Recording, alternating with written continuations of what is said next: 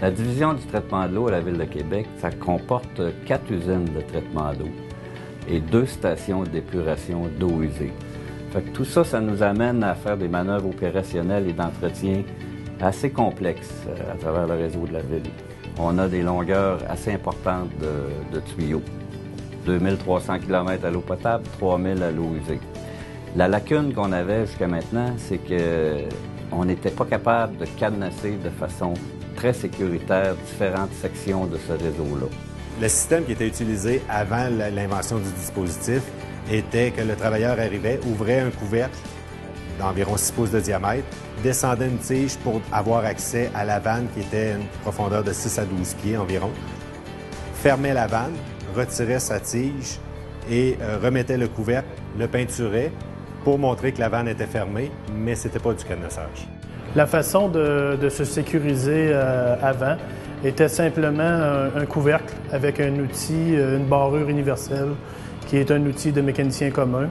Donc, tout le monde pouvait avoir accès à ouvrir ça à n'importe quel moment.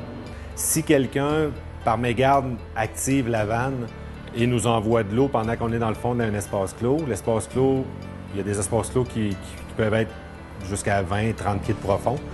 Une conduite de 12 pouces, ça va peut-être prendre, en ouverture complète, ça peut prendre peut-être, en dedans de 20 secondes, elle peut être pleine. Là. Donc, les travailleurs n'ont pas le temps de sortir. Donc, si quelqu'un manipulait la vanne, on tombait en danger réel d'inondation, de noyade ou quoi que ce soit. Fait que là, il a fallu que je me mette à penser à quelque chose pour dire qu'il faut sécuriser les travailleurs lorsqu'ils sont dans le fond d'une chambre de vanne ou encore dans le fond d'une tranchée.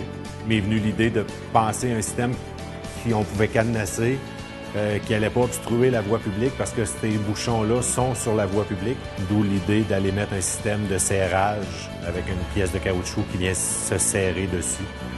Le dispositif, c'est une pièce de caoutchouc qui est prise entre 2 plaques de métal. Il y a une rode filetée avec un écrou sur le dessus, qui fait que lorsqu'on vient serrer la rode filetée, le caoutchouc s'écrase, se compresse et prend une expansion qui vient mouler la forme de la conduite qu'on a à sceller.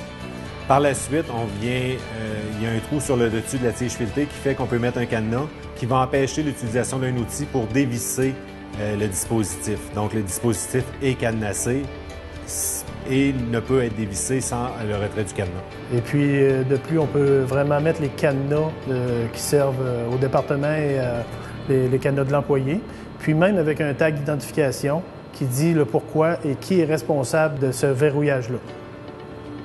On parle d'environ 30 secondes d'installation à l'aide d'un outil électrique.